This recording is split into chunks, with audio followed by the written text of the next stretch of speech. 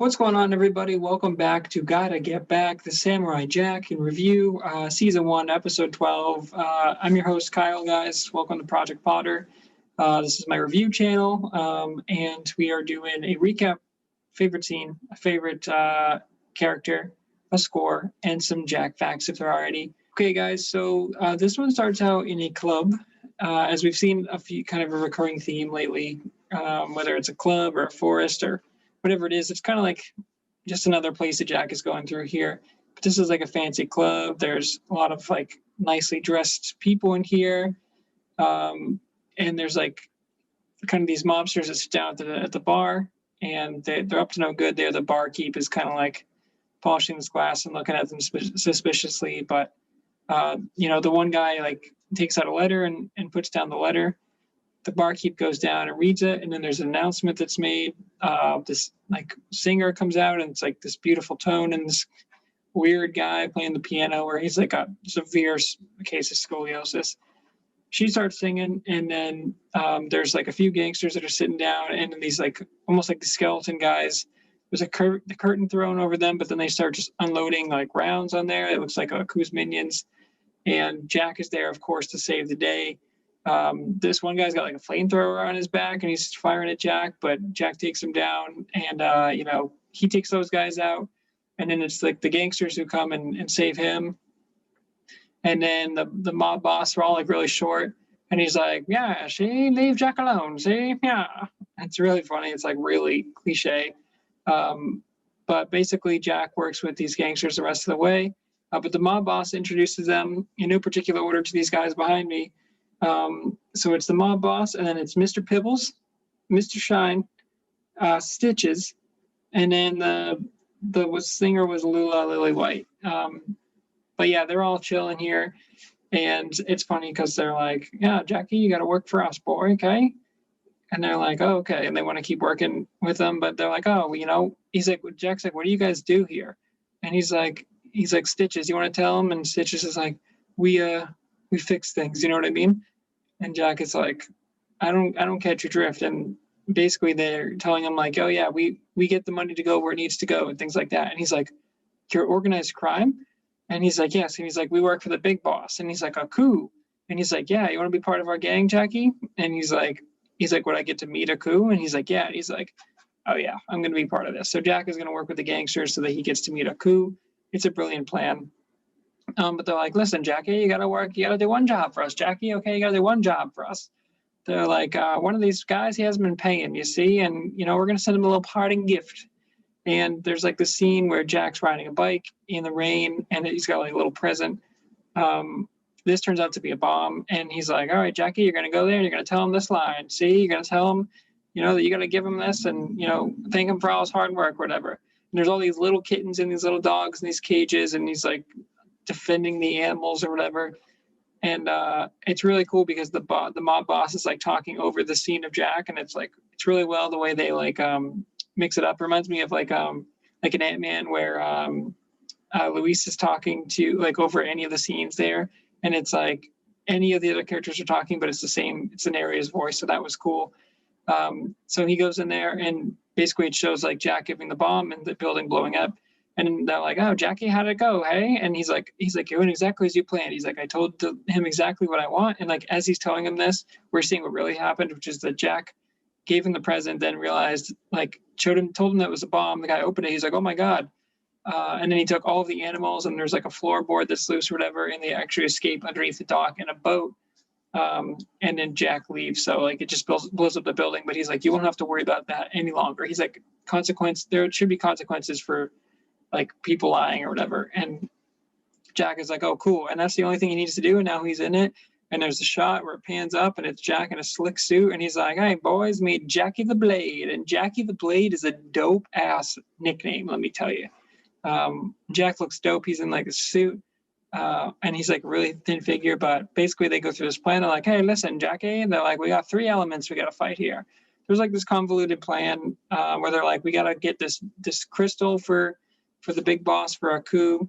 And he's like, the problem is it's controlled by 3 elements, earth, wind, and fire. See, and you got to fight these fire elements, you see?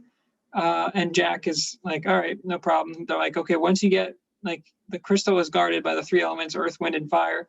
And he tells him he's got to take them down, and Aku will be really pleased with him. Jack is like, no problem, I can do it. And they couldn't pull this off before without Jack. So they're like, all right, Jackie, we're going to sneak you in the sewer vent. You're going to go in there and you're going to take care of business, you see?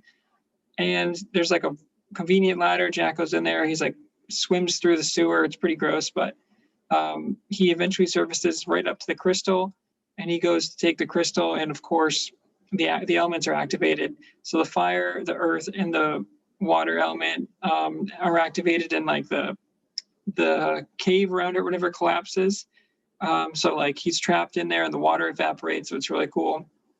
And then it's just Jack against these three elements, and it's really, really cool visually. So obviously, like there's fire being spread everywhere, water. Jack is like kind of fighting his way around. He's outmatched at first, but he actually eventually finds a way. He burns like part of his hand, and doesn't suffer like any pain from it. So I don't know. Jack is just a tough dude apparently, but he's running around, and he eventually like gets them to kind of like fight against each other, because he like runs around enough where that like there's a water tornado, and then the wind gets knocked into that, and it starts like sucking in the fire, and the fire gets in there, and then the power of that like all brings in the fire, and then they all like combine together, and it's just like the water flows in, and all the different elements at once, they kind of like explode each other. And so eventually they like end up defeating themselves, and Jack is like, sweet. He grabs the crystal, grabs his hat, swims back out. The guys are waiting out on the boat, and they're like wondering if he did it. Jack just comes out, and he's like, I got the crystal. And they're like, Jackie, we knew you could do it, boy. We knew you could do it. Hey, yeah, that's great. And so they bring him to Aku's lair, and then Aku comes up, and he's like, who summons me? And he's like, oh, it's you guys. And he's like, you know that I banished you from here, right? And he's like, well, boss, I know that, but he's like, I got something for you that you might be pretty happy with. And he's like, what do you possibly have that could benefit me? And then he's like, well, we got the crystal, you see? And he's like, oh, the crystal? And he's like, how'd you do that? And he's like, we got some help from our guy, Jackie. And he's like, you got some help from someone named Jackie?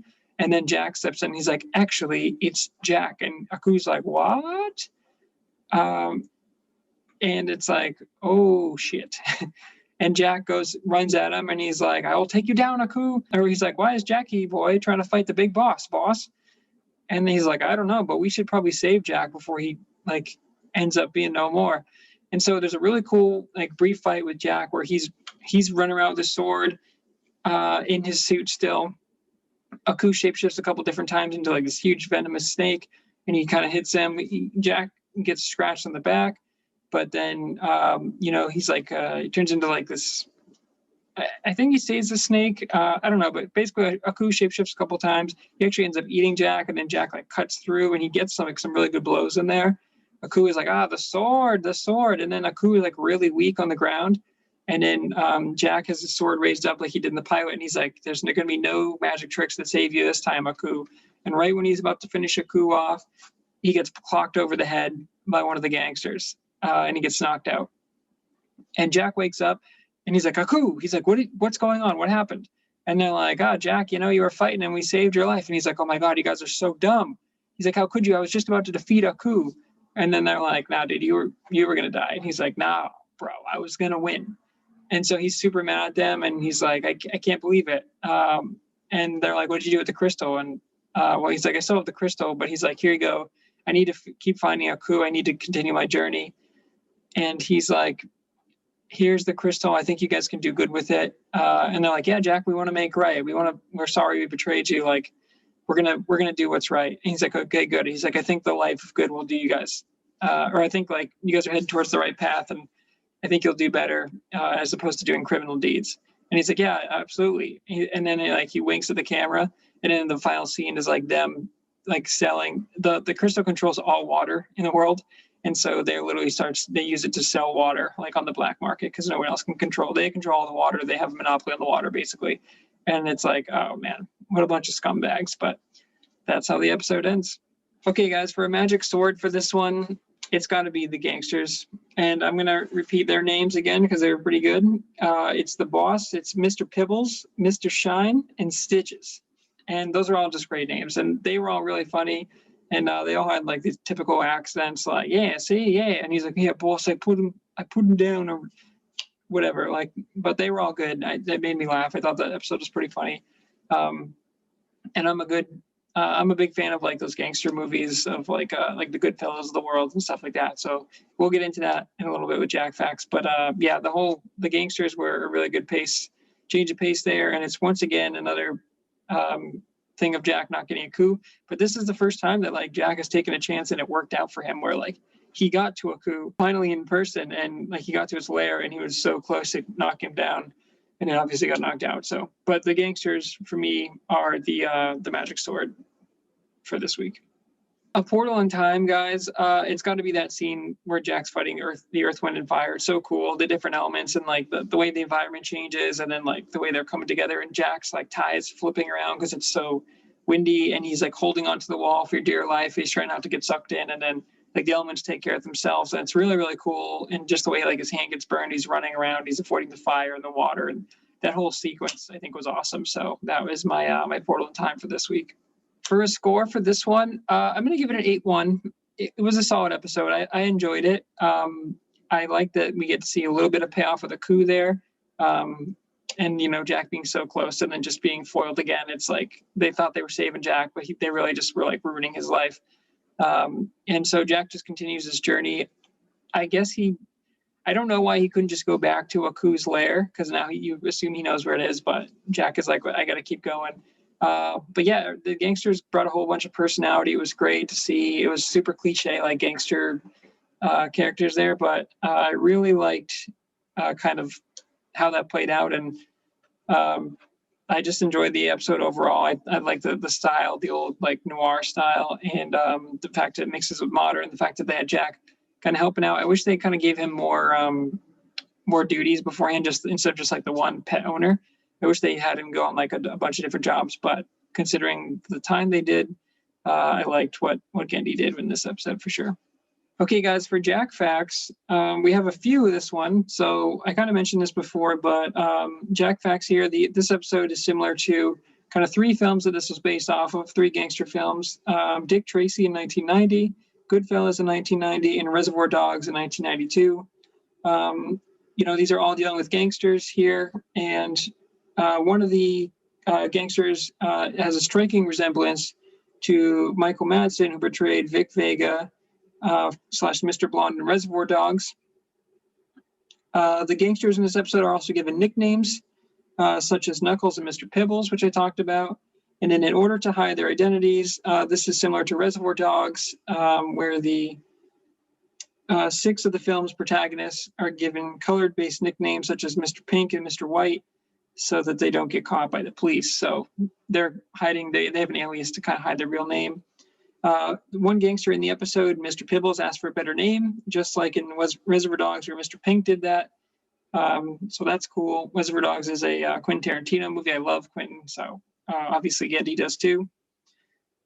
And the last similarity here, guys, between this and Reservoir Dogs, they both have a scene that takes place in front of a chalkboard marked with strategies on it.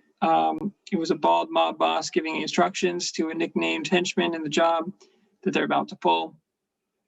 So they're also highly reminiscent of the Ant Hill Mob, which was a group of equally short gangsters featured in Hanna-Barbera's Wacky Races and the Perils of Penelope Pitstop. I don't know what that is, but that sounds pretty cool. The gangster's boss is equally similar to Clyde, leader of the anti-Hill Mob in both voice and attitude. And in the elements, Jack fights, of course, are, correspondent to Earth, Wind, and Fire, the band, so basically. So a lot of Jack Facts there, guys. A lot of cool, really nods to past genres, which we've seen Gendy do already. But yeah, I just really like that he pays homage once again to kind of the things that came before. Okay, guys, well, that's it. That's another episode of Gotta Get Back. This has been episode 12, so we have the season 1 finale next week. Thanks for checking out the content, guys. Thanks for checking out Project Potter. Like, comment, subscribe, ring that bell notification, and until next time, guys, gotta get back, see? Yeah.